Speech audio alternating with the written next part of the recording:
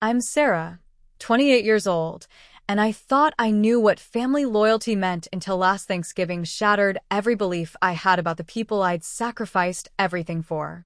The discovery that they'd been planning a secret cruise while using my money to fund it changed me forever.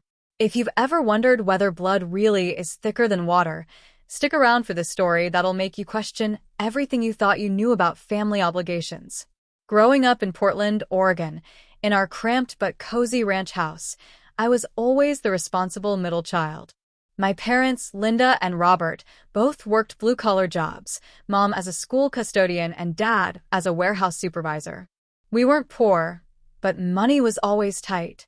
My older brother Jake was the charming troublemaker who could talk his way out of anything, while my younger sister Emma was the artistic dreamer who needed constant protection from the harsh realities of life. From an early age, I became the family's problem solver. When Jake got suspended for fighting, I'd help him with makeup assignments so he wouldn't fail. When Emma forgot her lunch money, I'd share mine and go hungry. When our parents argued about bills, I'd quietly do extra chores hoping to ease their stress.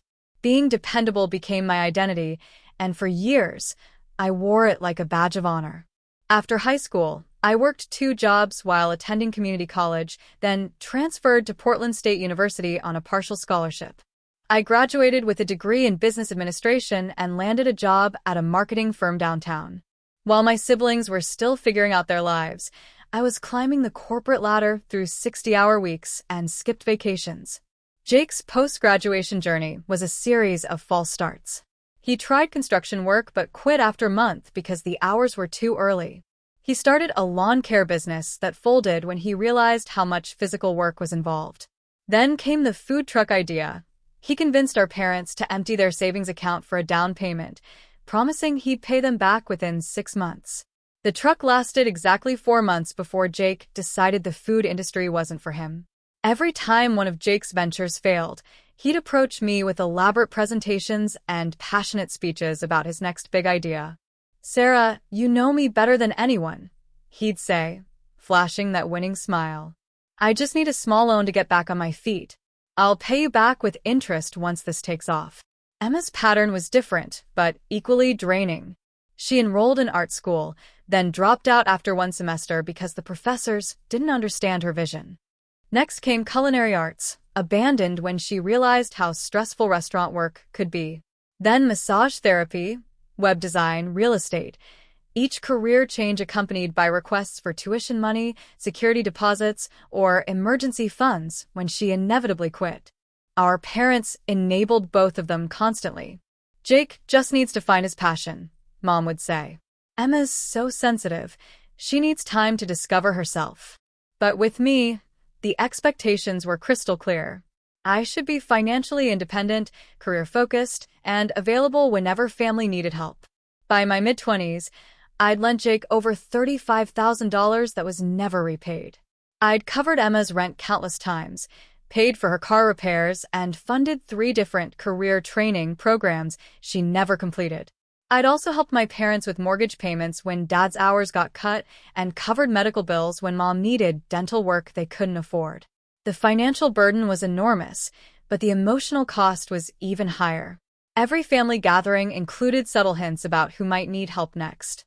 Every phone call made my stomach clench with anticipation of another request.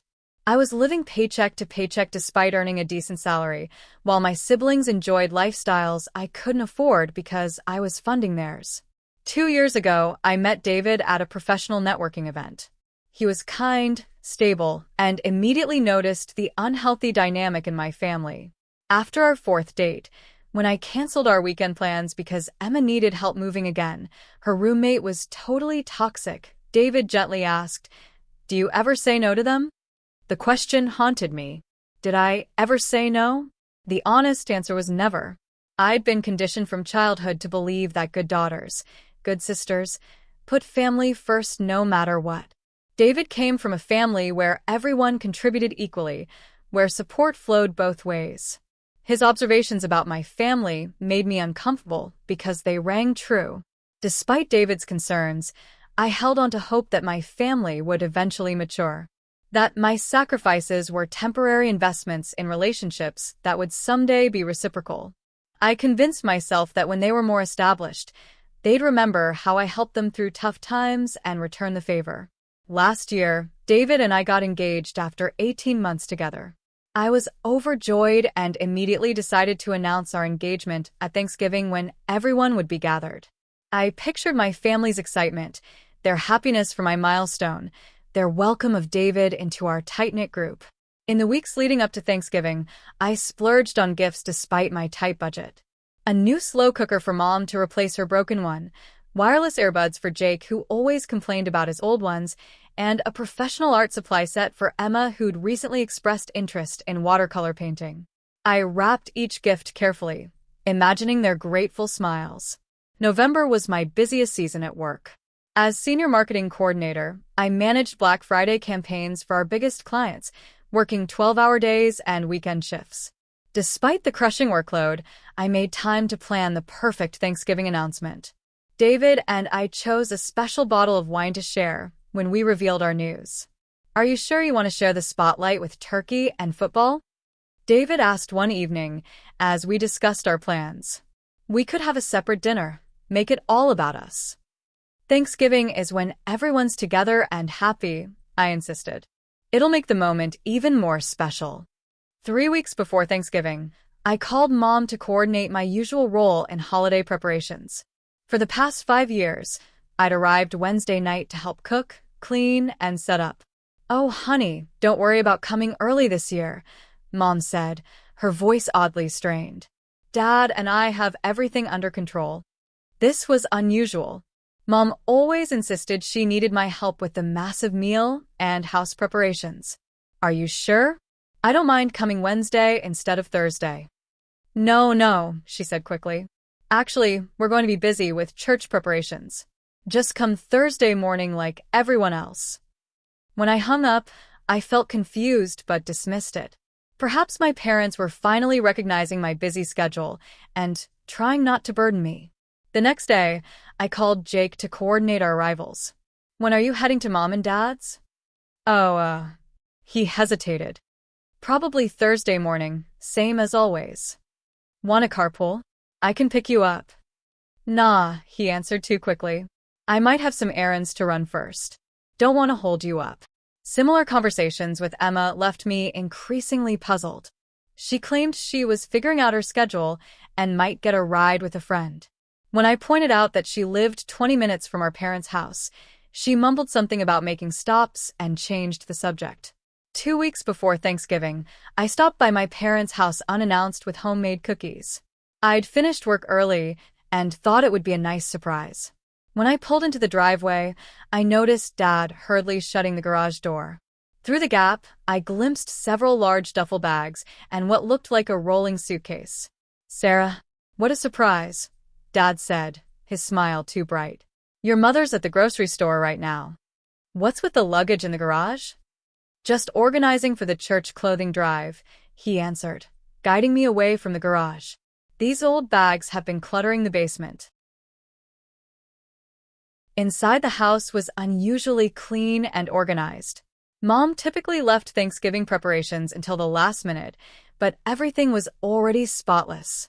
"Wow, Mom's really on top of things this year," I commented. Dad shrugged. "You know how she gets when she's stressed. Cleaning helps her focus." As I was leaving, I noticed travel brochures hastily shoved under a magazine on the coffee table. The visible corner showed a tropical beach scene. When Mom called while I was still there, I overheard Dad say, "Yes, she just stopped by." "No, I don't think she suspects anything." That evening, I mentioned these strange occurrences to David. "Something feels off about Thanksgiving plans," I said. "Everyone's being weird about timing and logistics." David frowned. "Do you think they might be planning something without you?" "Impossible." I dismissed the thought. "Thanksgiving is sacred in our family. We've spent it together every year since I was born." But doubt crept in. I found myself checking my siblings' social media more frequently, looking for clues. Jake had been unusually quiet online, and Emma's posts were vague about her holiday plans. 4 days before Thanksgiving, I received a group text from Mom. "Reminder, Thanksgiving dinner at 2 p.m., family time after. Can't wait to have all my children under one roof again. The message reassured me. I was being paranoid, letting work stress affect my perception. Of course, we'd have our normal Thanksgiving. Of course, my family wouldn't exclude me from anything important. Thanksgiving morning arrived gray and drizzly, typical Portland weather. David and I drove to my parents' house with our gifts and special wine. The familiar sight of my childhood home decorated with autumn leaves and the wooden turkey Dad had carved in high school filled me with warmth. Mom greeted us at the door with tight hugs. "You look exhausted, honey. Are you eating enough?" Dad clapped David on the back and offered him a beer. Jake and Emma were already there, both checking their phones more than usual. My Aunt Carol and Uncle Mike arrived shortly after us, along with my cousin Jennifer. I noticed them exchange meaningful glances with my parents. During dinner, conversation felt forced and rehearsed. Everyone asked about my work, but changed the subject when I inquired about their weekend plans. Jake avoided eye contact, and Emma seemed unusually fascinated by the centerpiece. After dinner, as we prepared to move to the living room for dessert and football, Emma realized she'd left her phone in the kitchen. She asked if I could grab it while she helped clear the table. Always the helpful sister, I agreed. In the kitchen, I found her phone on the counter beside the coffee maker. As I picked it up, a notification flashed on the screen, a group text that included my parents, Jake, and several other family members. The preview showed just enough to make my heart sink. Flight confirmation for 7 a.m. 11/25. Everyone packed and ready. My hands shook as I returned Emma's phone. Throughout dessert and the football game, I sat in a daze, barely participating in conversation as questions tumbled through my mind. What flight? Where were they going? Why wasn't I included? That night, as David and I settled into my old bedroom, I whispered my discovery. "You need to ask them directly," he advised. "Don't let this ruin our engagement announcement, but don't let it go either." I nodded, determined to enjoy the rest of our visit despite my growing anxiety. Whatever was happening, I would deal with it after our special moment. The next morning dawned crisp and clear. I woke early, anxiety churning in my stomach, but forced myself to focus on our announcement. We joined everyone in the living room for our traditional post-Thanksgiving breakfast and gift exchange. Mom had set out her special holiday china and prepared cinnamon rolls from scratch. The scene looked picture-perfect, but tension hummed beneath the surface. "Let's do presents before breakfast gets cold," Mom suggested. "Sarah, why don't you hand them out like when you were little?" I distributed gifts, saving the thoughtful ones I'd brought for last. When everyone had their pile, we began opening them in birth order, youngest to oldest. Emma unwrapped my art supply set first, lifting the watercolor paints and brushes from their case. "Oh," she said flatly. "These look expensive." "They're the brand you mentioned wanting," I prompted. "Remember? You said they'd be perfect for landscapes." "Right." "Thanks." She set them aside without examining the individual items I'd spent hours researching. Jake's reaction to his wireless earbuds was similarly underwhelming. "Cool. Thanks, Sarah," he muttered, barely glancing at them before moving to his next gift. My parents showed more enthusiasm for their slow cooker, but I caught them exchanging a loaded glance. My own gifts felt impersonal, a generic sweater from my parents, a gift card from Jake, bath products from Emma. Nothing that suggested deep thought about my interests or needs. As the unwrapping wound down, I squeezed David's hand, signaling it was time for our announcement. He nodded encouragingly. "Everyone," I said, standing up. "David and I have some exciting news to share." All eyes turned to me, and for a moment, I felt the familiar warmth of family attention. "We're engaged." I held out my hand to display the vintage emerald ring David had chosen. He proposed last month, and we wanted to tell everyone together. There was a beat of silence before Mom rose to hug me.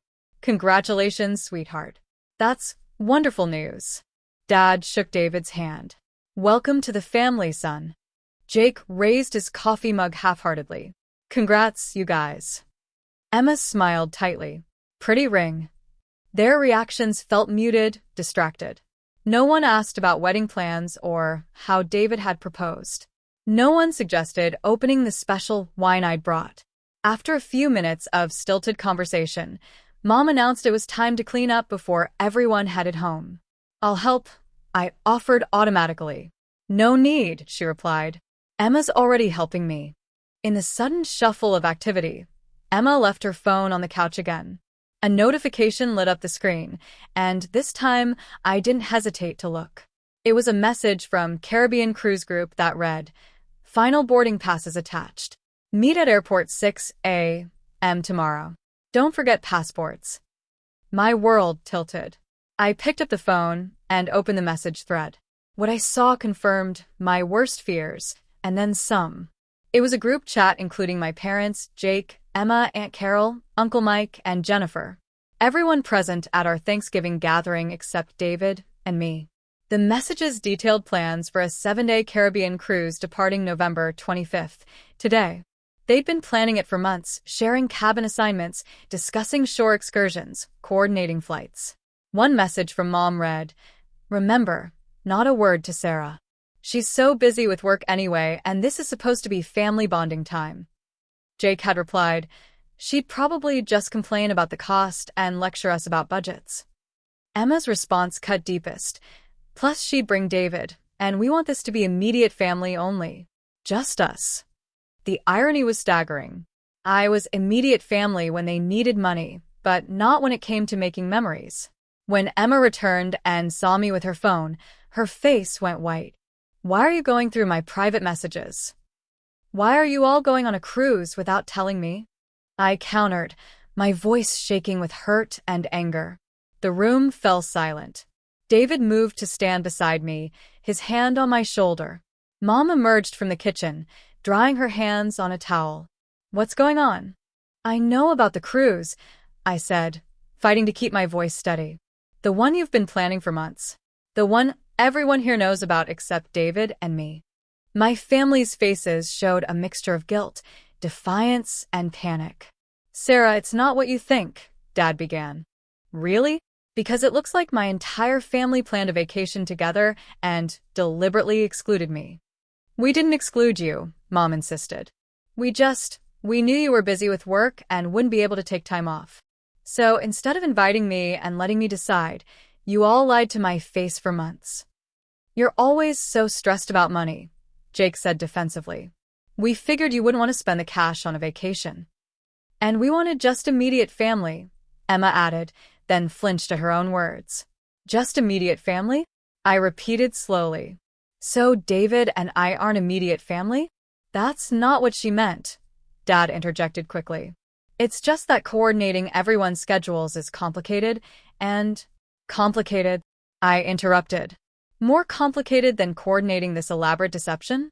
More complicated than making sure no one slipped up and told me?" The silence was deafening. "How long have you been planning this?" I asked.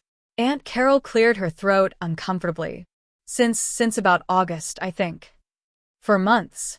"For 4 months, every family dinner, every casual conversation, every text message had contained this massive secret." "And who's paying for this cruise?" I asked, though I already suspected the answer. The uncomfortable glances between my family members confirmed it. "Jake, when you borrowed $4,000 from me in September for emergency car repairs, was that for this trip?" He had the decency to look ashamed. "I was going to pay you back." "Emma, when I helped with your rent in October because you said you lost hours at work, was that so you could save for this vacation?" She studied the floor. "Mom, Dad, that unexpected medical bill you needed help with last month, was there even a bill?" My mother's eyes filled with tears. "Sarah, please understand. We just wanted a nice family vacation. Without me," I finished. "You wanted a nice family vacation without me." "You're making this bigger than it needs to be," Jake complained. "It's just a cruise." "It's not just a cruise." I exploded, my composure finally cracking. "It's the fact that you all conspired to exclude me while using my money to fund it. It's the fact that you see me as a bank account, not a family member." "We do see you as family," Emma protested. "That's why we didn't want to burden you with." "Burden me with what? A vacation? Fun? Quality time together?" My voice broke. You didn't want to burden me with a chance to be included? No one had an answer. I can't believe this, I whispered, looking around at their guilty faces. I've given and given and given, and this is how you see me. As someone to use, not someone to include. Sarah, don't go like this, Mom pleaded. We can work this out. Work what out? The years of using me? The months of lying? The fact that you took my money to exclude me? I turned to David. We're leaving. Now. As we gathered our things, my family's excuses continued. They hadn't meant to hurt me. They'd planned to tell me eventually. They'd bring me back a souvenir. Each word felt like salt in an open wound. I walked out of my childhood home without looking back, leaving the carefully chosen gifts I'd brought sitting forgotten on the coffee table. In the car, David drove in silence while I stared out the window, tears streaming down my face. My phone buzzed with messages from my family, but I couldn't bear to read them. They used me, I whispered. All these years, they've just been using me. David reached for my hand. What do you want to do? I closed my eyes, feeling the weight of years of one-sided relationships crushing down on me. I don't know yet, but I know things can't go back to the way they were. The week after Thanksgiving passed in a blur of grief and rage. I called in sick for the first time in 2 years, unable to face client meetings while processing this betrayal. David brought me tea and held me through sleepless nights, never once saying, I told you so. My phone filled with messages I couldn't read. Social media notifications showed my family's cruise photos, sunset dinners, group shots on deck, excursions to tropical islands. Each image was a fresh wound, proof that they were having the time of their lives while I dealt with the aftermath of their deception. You should block them, David suggested gently after finding me crying over a photo of everyone at the captain's dinner. At least until you're ready to process this. I need to see, I insisted. I need to understand what was worth lying to me for months. But seeing their smiling faces only deepened my pain. How could they enjoy themselves knowing what they'd done? Did my feelings matter so little? On the first Monday of December, I finally opened their messages. From Mom, Sarah, please don't overreact. We love you and never meant to hurt you. Call me when you've calmed down. From Dad, your mother is devastated. This cruise was her idea to bring the family together. Don't ruin it for everyone. From Jake, seriously, sis? Drama much? It's just a vacation. I'll pay you back when I get home. From Emma, I'm sorry you found out that way, but you're being really dramatic. Not everything revolves around you. Not a single genuine apology. Not one message acknowledging the real issues, the deception, the financial manipulation, the years of taking me for granted. They saw me as the problem for being hurt, not themselves for causing the hurt. That day, I made an appointment with Dr. Rebecca Chun, a family therapist David had researched. In our first session, I poured out the cruise story and years of background exploitation. What I hear, Dr. Chun said carefully, is that you've been assigned a role in your family system that no longer serves you. But changing that role threatens everyone else's comfort, so they resist change. Why can't they see how wrong this was? I asked. Because acknowledging it would require them to examine their own behavior and make changes, she explained. It's easier to paint you as overreacting than to face the reality of how they've treated you. Over the following weeks, Dr. Chun helped me understand that the cruise incident wasn't isolated. It was the culmination of a lifetime of exploitation. She encouraged me to document other instances when my family had taken advantage of my generosity. The list was heartbreaking. Jake borrowing my laptop for 6 months in college, returning it with a cracked screen he couldn't afford to fix. Emma using my credit card for emergencies that turned out to be shopping sprees. My parents expecting me to cover their anniversary dinner because they'd spent their entertainment budget on things for my siblings. As December progressed, I slowly returned to my work routine, but my perspective had fundamentally shifted. I reviewed my bank statements and calculated exactly how much I'd given my family over the years. The total was staggering, over $55,000 since I'd started working full-time. What could I have done with that money?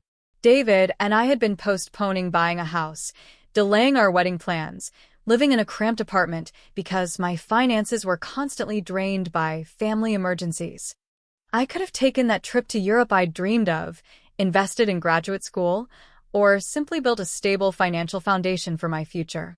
The anger that replaced my initial hurt was clarifying. I began to see that my constant giving hadn't actually helped my family. It had enabled destructive patterns that weren't healthy for anyone involved. In late December, my family returned from their cruise. Mom called immediately, leaving a voicemail that managed to sound both concerned and annoyed. "Sarah, this silent treatment is childish. We had a wonderful time and we missed you. We need to talk about what happened and move forward as a family."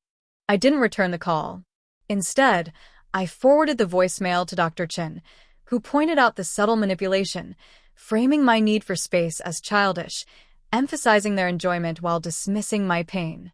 A few days later, Jake texted, "Hey sis, need to borrow $800 for rent. Things are tight after the vacation. I'll definitely pay you back this time." The audacity was breathtaking. No acknowledgement of what had happened, no apology. Just another request for money after using my previous loans to fund a trip I was excluded from. For the first time in my adult life, I simply replied, "No." His response was immediate. "What do you mean, no? I need it by tomorrow, or I'll get evicted." "That sounds like a problem you need to solve yourself," I typed back. The flood of texts that followed ranged from disbelief to anger to emotional manipulation. How could I abandon him? What kind of sister was I? Did I want him to be homeless? I turned off my phone and went to dinner with David, who raised his glass when I told him what I'd done. "To boundaries," he said. "It's about time." The next day brought calls from my parents, clearly having heard from Jake. "Sarah," Dad began without preamble, "your brother is in a difficult situation. I know you're still upset about the cruise, but family helps family." "You're absolutely right," I agreed. "Family does help family. Like when family includes you in vacations instead of lying to your face."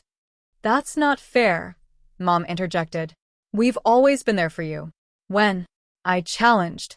"When have you ever been there for me the way I've been there for all of you?" The silence spoke volumes.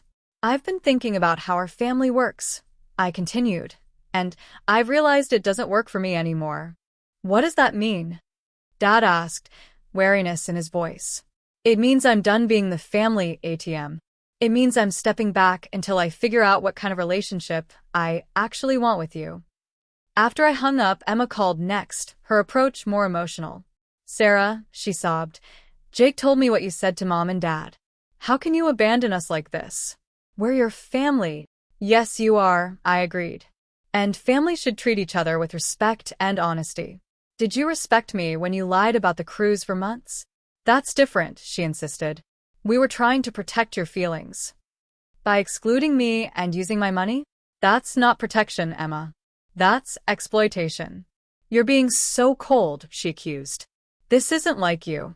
Maybe the Sarah you knew, the one who always said yes, who always put everyone else first, maybe she's gone." As December turned to January, the pressure intensified. Extended family members began calling, suggesting I was overreacting to a simple misunderstanding. Aunt Carol insisted I was tearing the family apart over hurt feelings. The only support came from my cousin Jennifer, who called one evening with a different perspective. "I want you to know," she said quietly, "that I understand why you're upset. What they did wasn't right, and frankly, I'm impressed you're standing up for yourself." Her solidarity meant everything. "How would you have handled it?" I asked. "Probably not as well as you," she admitted. "I would have let them guilt me into pretending it didn't matter. But it does matter, and you deserve better." Her words confirmed what I was beginning to understand, that without consequences, my family would never change their behavior. The pattern would continue indefinitely, with me cast as the reliable provider who could be taken for granted. As winter progressed, I maintained my distance while working with Dr. Chun to process my feelings. The space allowed me to see our family dynamic with painful clarity, how my parents had always favored my siblings, how Jake and Emma had learned to manipulate rather than self-sustain, how I'd been both victim and enabler of this toxic system. What do you want a relationship with your family to look like going forward? Dr. Chin asked during one session. I considered carefully. I want mutual respect. I want honesty. I want them to value me for who I am, not what I can provide. And if they can't give you that? The question hung in the air, challenging me to consider a possibility I'd never allowed myself to face, that perhaps my family was incapable of the relationship I deserved. Then I need to accept that and protect myself accordingly, I said finally. It was a turning point. Instead of trying to fix our broken family system, I began focusing on healing myself. I stopped checking their social media, invested more energy in friendships that felt balanced, and opened a savings account specifically for the house David and I wanted to buy. My family wasn't ready to accept these changes. As spring approached, and they realized my boundaries weren't temporary, their tactics escalated from guilt to anger to desperation. In March, Mom called again, this time with a different strategy. Sarah, I've been thinking about what you said, she began, her tone softer than before. Maybe we did rely on you too much. Can we please have dinner and talk this through? For a moment, hope flickered. Perhaps they were finally ready to acknowledge the real issues. I'm willing to listen, I said cautiously. But I need to see real understanding, not just words meant to get things back to normal. Of course, honey. We all miss you. Can you come Sunday? Everyone will be there. Against my better judgment, I agreed to attend. Maybe a face-to-face conversation was what we needed. When Sunday arrived, I drove to my parents' house alone, asking David to give me space to handle this myself.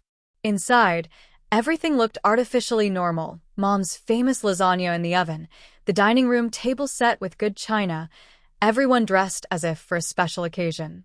Dinner began with forced small talk about work and weather. Finally, as Mom served dessert, Dad cleared his throat. We're here because we need to address what happened and move forward as a family, he announced. I waited, hoping for genuine acknowledgement of the deeper issues. Sarah, he continued, we understand you were hurt by the cruise situation. We should have handled it differently, and we apologize. It was the same surface-level explanation they'd given before. Nothing had changed. That's not enough, I said quietly. What do you mean, not enough? Jake interjected. They said sorry. What more do you want? I want you to understand that this isn't just about the cruise. It's about years of being treated like an ATM while being excluded from the family you claim I'm part of. We don't treat you like an ATM, Emma protested. You're family. We help each other. When have any of you helped me? I challenged. When have you sacrificed for me the way I've sacrificed for all of you? The silence was telling. Let me be specific, I continued, pulling out my phone where I'd compiled notes. Jake, you've borrowed over $35,000 from me in 5 years. None of it repaid. Emma, I've covered your rent 8 times and paid for 4 different training programs you didn't complete. Mom and Dad, I've contributed to household expenses repeatedly when you've drained your accounts helping these too. My family shifted uncomfortably. Now, I said, tell me when any of you have helped me. We helped with your college, Mom said weakly. You contributed $2,000 to my tuition, I corrected. I worked 2 jobs and took loans for the rest. Meanwhile, you paid Jake's tuition completely and are still paying Emma's student loans. You never needed as much help, Dad argued. You've always been so capable. So, I'm punished for being responsible? The conversation deteriorated quickly, with everyone talking over each other, denying my perspective, minimizing my feelings. I've made a decision, I announced, cutting through the chaos. I'm no longer providing financial support to any of you. Ever. The room went silent. What do you mean? Jake asked, his voice tight with panic. I mean exactly what I said. No more loans, no more bill payments, no more financial bailouts of any kind. But my car payment is due this week, Emma said, eyes wide with alarm. I was counting on. You'll need to figure it out yourself, I said calmly. Just like you figured out how to fund a cruise vacation. The reaction was immediate and ugly. Dad accused me of being selfish. Mom claimed I was destroying the family. Jake called me heartless. Emma cried about potentially losing her apartment. I'm not destroying anything, I said, standing to leave. I'm finally refusing to be destroyed by all of you. If you walk out that door, Dad warned, don't expect us to welcome you back when you realize your mistake. The only mistake I made, I replied, was waiting this long to put myself first. As I drove home, my phone exploded with messages. Mom claiming I'd given her a panic attack, Jake calling me selfish, Emma saying I was dead to her. The vitriol was painful but also revealing. Their love was conditional, dependent on what I provided rather than who I was. Over the following weeks, I systematically removed myself from their financial web. I closed joint accounts, removed my name from cosign loans that had been satisfied, and canceled automatic payments I'd set up for various family expenses. Each step felt like reclaiming a piece of myself. The family pressure peaked when they involved our pastor, Reverend Matthews, who called to express concern about my hardened heart. Sarah, he said gravely, forgiveness and family support are central to Christian values. I have forgiven, I replied. But forgiveness doesn't mean enabling destructive behavior. Would you tell an alcoholic's family to keep providing alcohol? He had no answer. By summer, the constant barrage of manipulation had slowed to occasional attempts. Something unexpected happened. Without access to my financial support, my family began adapting. Jake got a steady job at a marketing firm and kept it. Emma completed a medical assistant program and was working regular hours. My parents, facing retirement without my safety net, consulted a financial advisor and created a realistic budget. They were becoming self-sufficient, just as I'd hoped they would for years. By September, nearly a year after the cruise revelation, I realized something profound had shifted. The constant anxiety about family needs had lifted. For the first time in my adult life, my resources, emotional, financial, and temporal, were truly my own. David and I had saved enough for a house down payment. We'd set a wedding date. I'd been promoted at work. Without the constant drain of family drama and financial demands, I was finally building the life I'd always wanted. The relationship with my family remained strained, but was slowly evolving. Mom had sent a brief email acknowledging that they'd relied too heavily on me and were working to become more independent. It wasn't a full apology, but it was progress.